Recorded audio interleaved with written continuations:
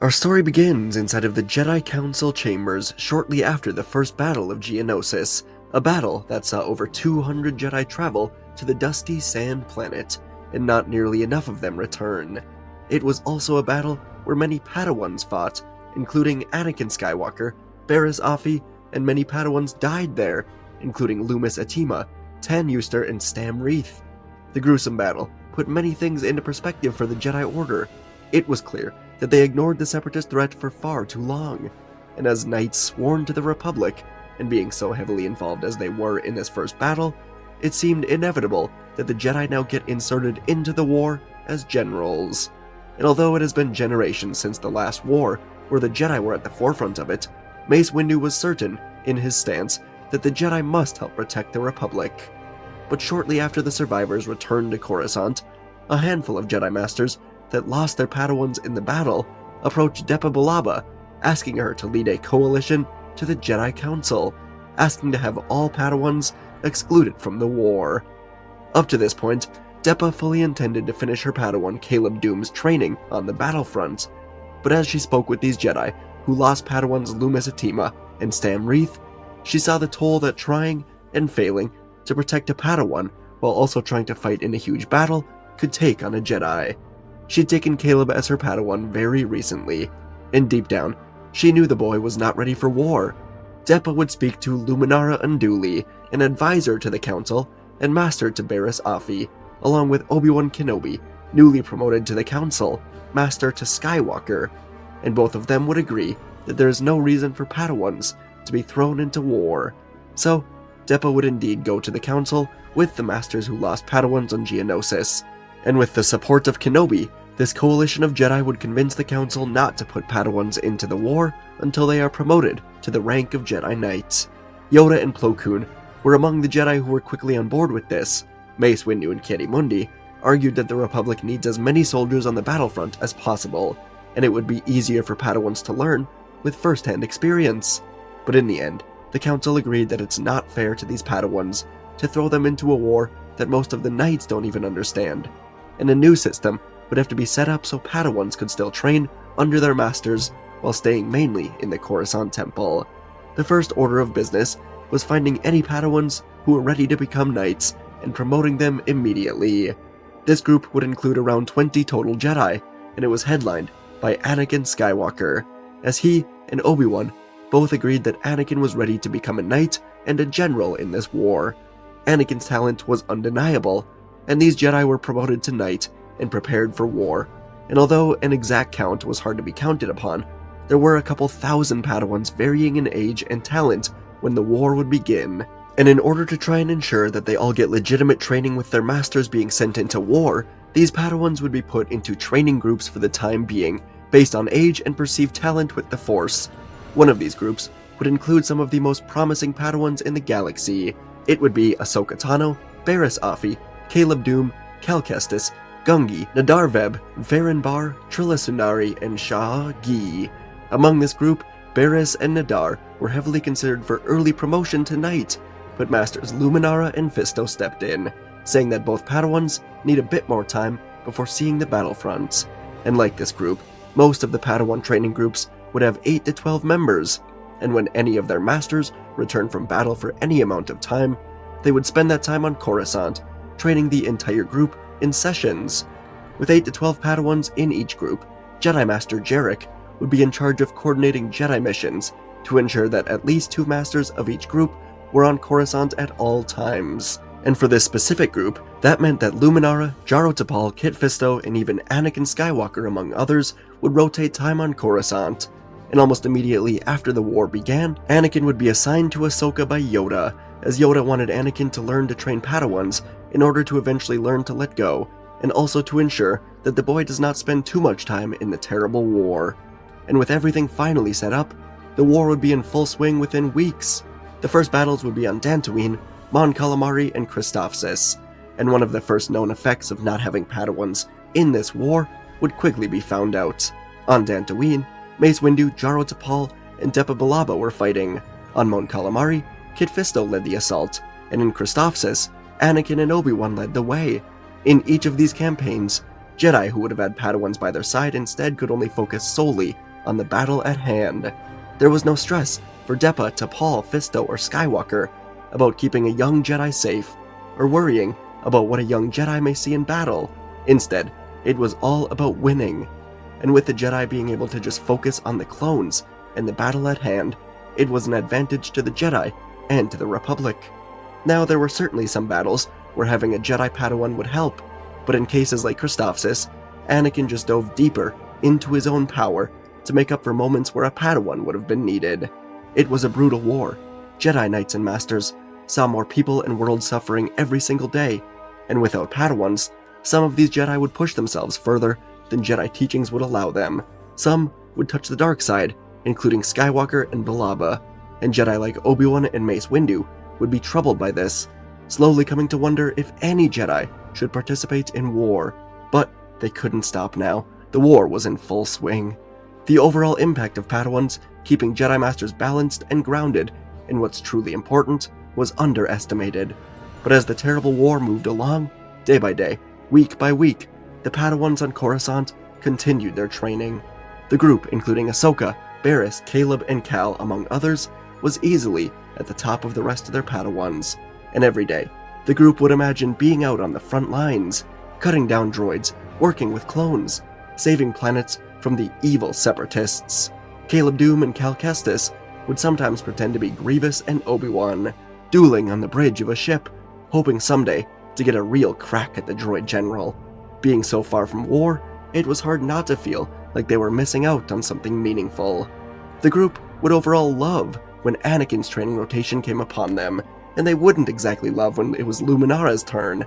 And although Anakin was reluctant at first to be a Padawan training master, he knew it was the path to becoming a Jedi Master, and he quickly bonded with these young Jedi, seeing a lot of himself in these Padawans. Their eagerness to learn and to grow was inspiring, and among the group, Anakin and Ahsoka had the best relationship. In training sessions, Anakin would lead the group through saber exercises, and also have the 501st fire stun rounds at them. This wasn't exactly approved by the Council, but the Padawans agreed not to tell, as this was some valuable experience. Jedi like Luminara would be the best at leading the group through meditation exercises, finding their balance and calm, even in the face of war, if the time ever comes. Jaro T'Pol and Depa Billaba would bring the group of Padawans off-world, not to war, but into Republic worlds that needed supplies.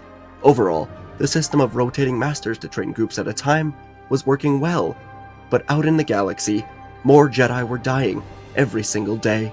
Some were losing themselves to darkness, dying or abandoning the galaxy, and Mace Windu decided that the Order needs more soldiers quickly.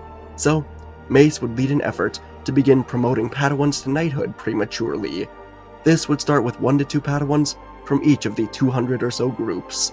And in Ahsoka's group, the Padawans would be forced to say goodbye to Nadar Veb and Caleb Doom, as they were selected to become Jedi Knights. Veb was the Padawan of Kit Fisto, Caleb the Padawan of Depa Billaba, and although Depa wasn't sure about this, wasn't sure if he was ready, she decided to listen to Windu, deciding it had to be done. And being Padawans of Council Masters would help the argument to elevate them to Knights. Barriss Offee was held back, as she was actually outspoken about the war in general, talking with any Jedi who would listen about why this war is wrong for the Jedi, so she was a Padawan for now.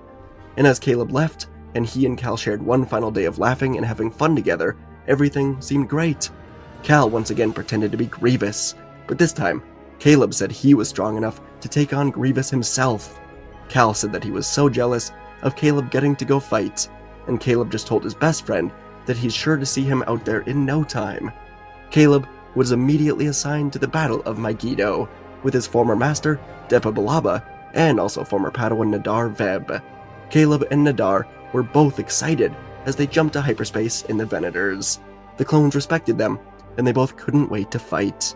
But in just a matter of hours, they would be dropped into Megiddo, the wind and the snow freezing the breath of every clone and Jedi, and as they entered the battle, Caleb's heart was pounding in his chest as the gunship doors opened, revealing the chaos.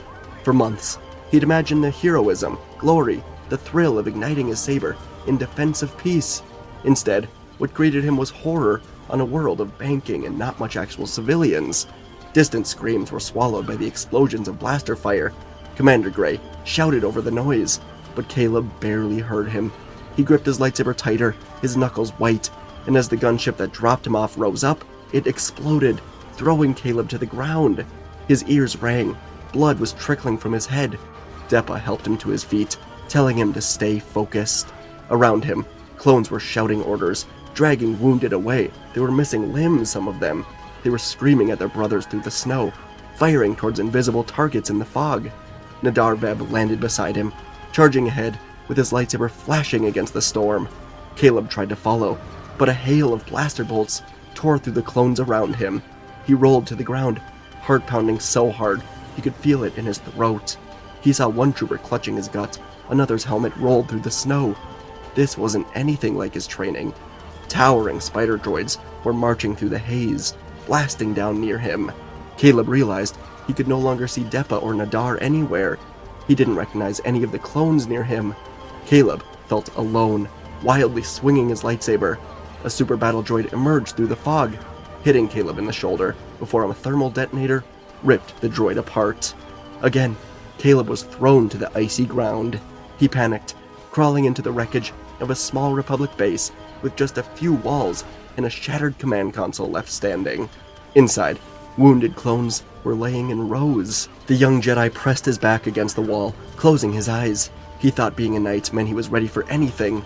He tried to meditate, to calm himself, as Master Balaba and Luminara had taught him. But something else was now arriving. A CIS shuttle suddenly came crashing down just outside the base. From the ramp came droid reinforcements, and then 4 glowing lightsabers ignited. General Grievous was here, and he charged forward with a loud snarl. Caleb froze. The clones around him raised their rifles, but Grievous cut them down with ease. And then, Grievous turned his yellow, glowing eyes right at Caleb. For a single instant, Caleb Doom saw his training, his dreams, his masters, his friends, his childish fantasies of heroism. It all crumbled before the reality of this war. From behind the base, Deppa Balaba and Nadar Veb would return, looking for Caleb. They looked inside of the base to see the young Jedi, hands shaking so much that his lightsaber slipped from his grasp and fell to the ground. And then Grievous lunged, laughing. Nadar screamed out in anger and despair. Deppa closed her eyes in anguish and realization, and she had to pull Nadar out of this battle, ordering a retreat. Grievous was here, and Grievous has won. When they arrived back in the temple, Cal Kestis was waiting excitedly as Nadar and Deppa were dropped off. He wondered where Caleb was, so he ran to Nadar, but Deppa stepped in, telling Cal the hard truth. Caleb fell in battle. Nadar was taken to the medical center, and Cal was left feeling numb as the reality of war set in for him as well. Ahsoka and Barriss both came to their friend, trying to comfort him after he just lost his best friend. Deppa Balaba brought Nadar to the medical area, making sure he was fine, and then she went up to the council, where she'd called a meeting. In this meeting, Deppa Balaba told Mace Windu and the council that she was stepping down after Megiddo. She just watched Caleb, her former Padawan, die in battle quickly. She knew, deep down, he wasn't ready, and she failed to step in when he was promoted to knighthood, solely to go die out there. Deppa told Mace and the others that this war is pushing the Jedi to lose what they're meant to be. In service for a republic that is so clearly broken, they're sending children to their deaths. Deppa said she cannot be a part of this council anymore. She walked out, and for the first time in this year of war, the council began to wonder if perhaps fighting in the war was the wrong thing for the Jedi to do entirely. Had they just initially sent Padawans in, they may not have seen this, but training Padawans and then sending them into war without any experience, it was really taking a toll. The death of Caleb would ignite a fire as well that was already growing within Barriss Offee. She grew up learning from Luminara about how the Jedi were meant to be peacekeepers, not soldiers, and deep down, Barriss wondered if the Jedi had already lost themselves to the darkness. She wondered if they were the villains in this war by siding with the Republic instead of being neutral, and she would work with her best friend Ahsoka to try and send a message. Barriss was definitely more radical, but Ahsoka helped to balance her out. The two of them would often sneak away, deep into the temple basement, where they could discuss protesting this war without anyone overhearing them. Over time, because of them, Padawan groups would begin protesting their promotions to knighthood. Caleb was far from the only Padawan to be prematurely sent off to war, only to come home in a casket. Padawans behind Ahsoka and Barris's message were refusing knighthood by this point, and as the council saw this, it helped them to see that they were indeed wrong.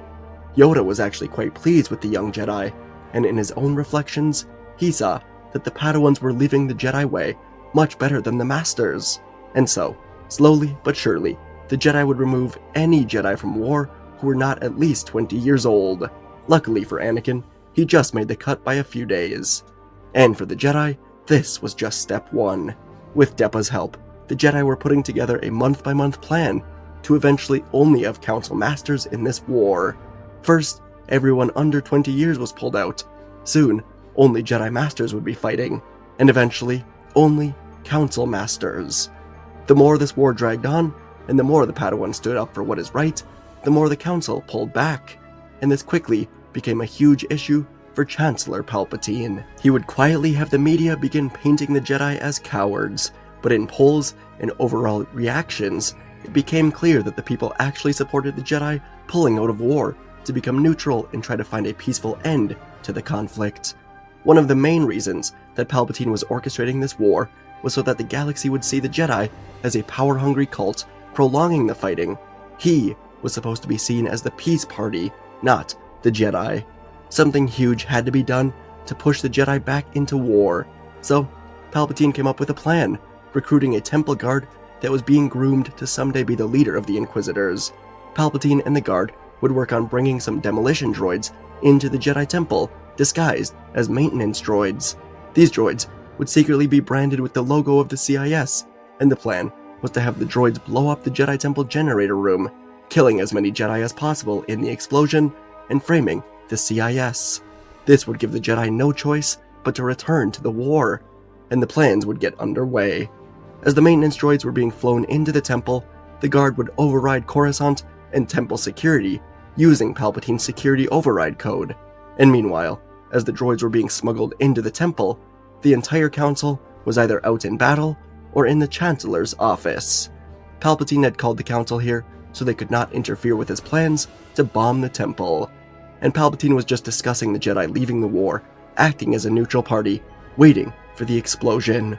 But meanwhile, in the temple basement, Ahsoka and Barriss were doing one of their secret meetings, but this time, Cal Kestis and Trilla Sudari were here as well. They were just talking about how happy they were that the Jedi were leaving the war, when suddenly, they heard someone approaching. The four Padawans would hide, peeking out to see a temple guard ushering 4 demolition droids into the generator room, and they all had CIS logos. The 4 Jedi would bravely look to each other, realizing what was going on. Barriss quickly whispered a plan, and the 4 of them would get to work. As the temple guard began punching in Palpatine's override code for the temple generator room, a code that the Jedi didn't even know existed, something went wrong. The doors to the generator room did not open. Instead, 2 huge blast doors closed shut behind the room. The temple guard ignited a saber, looking up to a nearby vent to see it was cracked open. Someone small enough to enter that vent was here, and from the main doorway, Barriss and Cal emerged, lightsabers ignited. The guard almost laughed. Padawans against him. He spun his lightsaber, telling them their bodies will be lost in the coming destruction. Barriss and Cal readied themselves as the guard swung at them. The 2 Padawans fought well, but the guard was strong, chosen by Palpatine for a reason, and he would knock both to the floor with the Force. He raised his saber for a finishing strike, but before he could swing down, burning hot steam erupted from a nearby pipe, hissing violently. Trilla Sudari dropped from above, scorching the guard with the steam with the pipe she just cut. The guard fell, blinded momentarily, and out of the haze, Ahsoka Tano would ignite both sabers, flipping out of the vent, slashing across the guard's chest armor, throwing him into the wall. The guard used the dark side to recover, swinging back at these Padawans, but he couldn't see. Ahsoka dropped low, sweeping his legs, while Barriss and Cal pushed through the Force together. The impact sent the guard crashing into the blast doors. Trilla held her saber just above his throat, and the guard fell unconscious, as the group looked to each other, agreeing that this was for Caleb. Across the city, Mace Windu was in the meeting with Palpatine when his comlink beeped with the emergency signal. Palpatine smiled to himself, knowing his plan must have worked. But as Windu took the call in the hallway, he was instead speaking to Terra Sinube, who just spoke with 4 Padawans. In the basement, a temple guard was subdued, found with 4 demolition droids. But worst of all, the code punched into the override security console, it belonged to Chancellor Palpatine. Windu's stomach dropped. He gathered himself, then stepped back into the office. Mace told everyone, including Palpatine, that a temple guard was caught trying to bomb the generator room, but he has been subdued. The surprise and tinge of anger in the Force could be felt by every Jedi in this room as they all turned to Palpatine. Mace then dropped the bombshell that Palpatine's code was being used to access the room. The Jedi slowly stood up, grabbing their lightsabers. The Council had begun to suspect that someone in Palpatine's circle was working with the rumored Sith Lord, Darth Sidious, that Dooku told Obi-Wan about on Geonosis. But perhaps the answer was right in front of them. Darth Sidious, controlling the entire war, just as Dooku said, because it is Palpatine. Lightsabers ignited. Sidious knew he was caught. In his arrogance, Sidious ignited his red saber. There would be a battle here, but it would not take too long. Mace Windu, Plo Koon, and Yoda would work to cut down the Dark Lord, in a duel that saw Ki-Adi-Mundi, Agen Kolar, and Saesee Tiin fall dead to the red saber. But the truth was ultimately revealed, and the Jedi could finally see that they made the right choice to pull out of the war effort, as Palpatine was killed. The war would drag on for a few more months, but the Jedi would not be involved at all. Palpatine's treason, working with the Separatists, was exposed, and the Jedi would slowly separate themselves from the Republic entirely. After allowing a Sith to rise to power so easily, the CIS army was powerful, but it quickly lost the support of any of the people. Grievous took over entirely after Dooku mysteriously disappeared. In reality, Dooku saw Sidious die, saw the people abandon the CIS, saw the Jedi go down a path he always wanted them to take. So, Dooku abandoned the CIS effort, hiding away from the galaxy. When Grievous was finally destroyed by the 501st and the Bad Batch on Collar, the war began to wrap up in the Republic. Padme Amidala, still secretly married to Anakin, would be one of the new leading voices. Anakin was one of the few Jedi who didn't want to leave the Republic, but with Padme to help him, Anakin came to understand it was the right choice. And as the Order settled in on Dantooine, Barriss Offee became a Jedi Knight alongside Ahsoka and Cal, and they all truly earned this rank. They all would hold a special place for Caleb in their hearts, and they all hoped that he was somewhere in the Force, seeing how his friends helped to bring this terrible war to an end. Depa would soon return to the Council, along with Anakin and Luminara. The Jedi were true keepers of the peace instead of soldiers, and they had faith in the new leaders of the rebuilding Republic, as the galaxy would see peace return. And folks, that's our story for today. An idea I came up with, a week ago, and I was kind of like, how can I make this story interesting? So I worked at it for a while, and ultimately I came away with this story that, I'm actually really quite happy with. It's a story where, it's like an episode of the Clone Wars where it focuses on exclusively younglings or Padawans, and I just wanted to take that and make it, war-ending, galaxy-wide kind of.